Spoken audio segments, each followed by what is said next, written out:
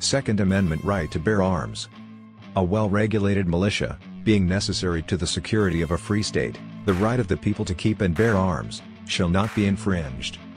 Shall not be infringed.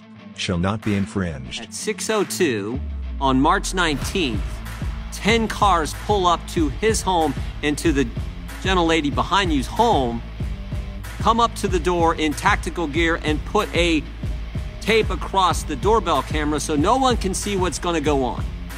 Correct. Now that's scary to me. And then 57 seconds later, gunshots erupt and Bryan Malinowski is no longer with us. A good man by you knew the guy, served your community, highest paid city official in Little Rock. What the heck do you think's going on here? Welcome to Not My Reality. We're going to call this one Something Stinks to High Hell. Who was Bryan? Bryan Malinowski. Now, Bryan Malinowski, he was the executive director of the airport in Little Rock, Arkansas. He sold firearms at gun shows. This man made more than $250,000 a year in salary.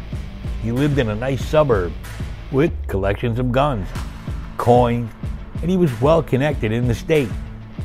So what happened? Why did Bryan lose his life? Let's take a look. It's a parody. If you don't have a sense of humor, go.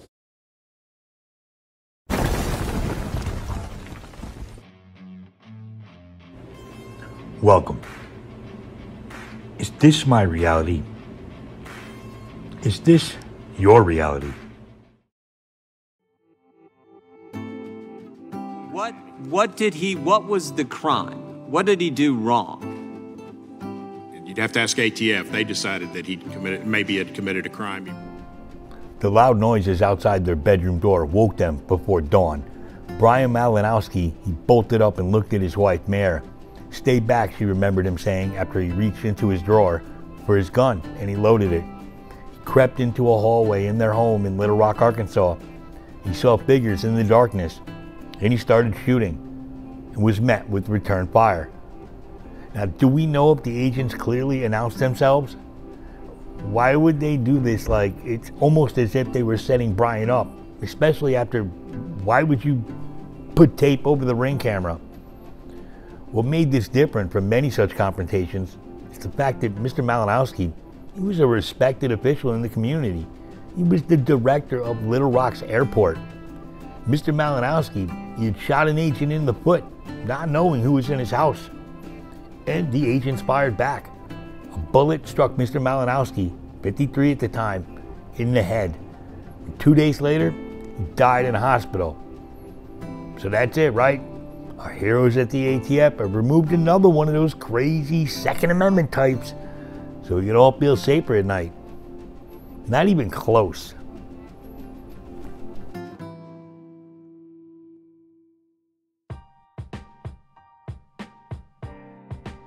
And the rule at the time, the law at the time says if your principal livelihood is not in selling firearms, you do not need an FFL. Is that accurate? That's my understanding to the best. Bryan's death has been met with outrage by his family, his friends, gun rights supporters in Arkansas and beyond. They say the raid March 19th was ill-conceived. It was unnecessary and a shocking case of government overreach. Where have I heard that before? We seeing a pattern here? Now the calls for additional details on the raid, they've gained even more traction on Monday after the U.S. House of Representatives Chairman Jim Jordan sent a letter to the ATF Director Stephen Dettelbach. On a side note, do we not see the conundrum of having the government investigate the government about crimes the government may have committed? I mean, let's think about that for a second. So what's the problem here with this raid? What did the ATF do besides taping up the ring camera, besides what time they did it, where they did it? It was all unnecessary. But here's a major problem, the body cameras. It's ATF policy to wear body cameras during search warrants. The Department of Justice confirmed that in a statement on the policy. Yet United States Senators John Boozman and Tom Cotton, they released a statement that it said the involved ATF agents, they were not wearing body cameras during the search warrant. What? So why did none of these agents serving a warrant in the dark at a man's home not have a single body camera running? That right there is a WTF moment if I've ever heard of one. But wait, there's more. The attorney for the Malinowski family, Bud Cummings, said, quote, "It's become less apparent to me why they did what they did. Not more apparent. There's more questions and fewer answers. Cummings is working to find out why exactly ATF raided Malinowski's home. He said to his knowledge, Malinowski didn't even break any laws. Quote, he's legally entitled to sell these guns, and he did. He's not obligated to track them or find out where they go later on, said Cummings. In a redacted search warrant, ATF was conducting a search to find guns that Malinowski was selling without a dealer's license, but he didn't need one. This is what they're worried about? Hey, why don't you ATF and the rest of law enforcement, why don't you go after the gangs? Why don't you go after the illegal guns? You know, the ones that are actually being used for violent crimes? For some reason, you want to punish honest American citizens who are just exercising their Second Amendment rights? I think we should all have a problem with that. Quote, there's no rules how many guns you can sell or the time period you can sell them, or how much money you can make.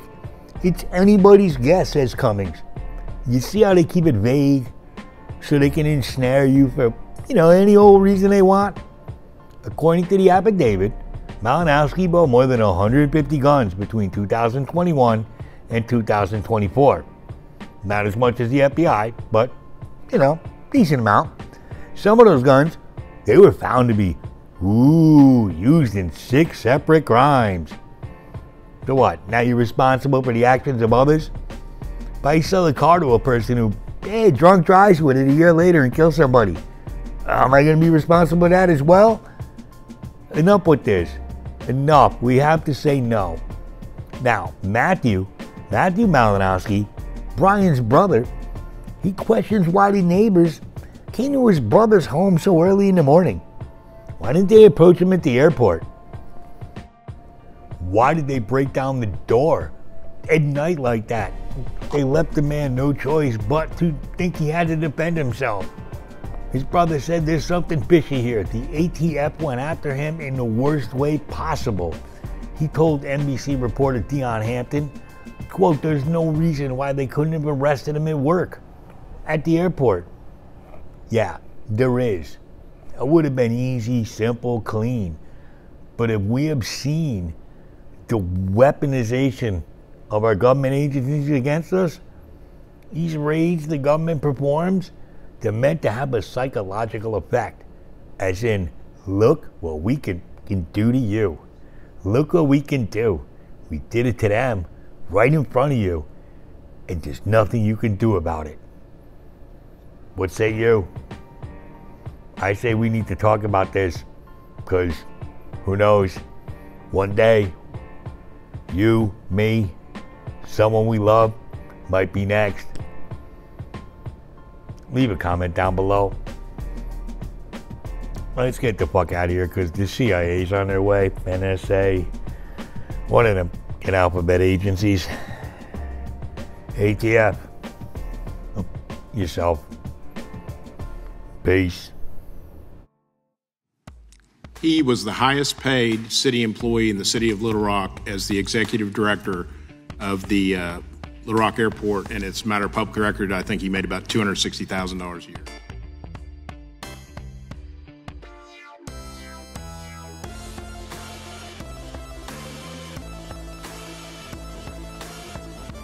So what was the crime?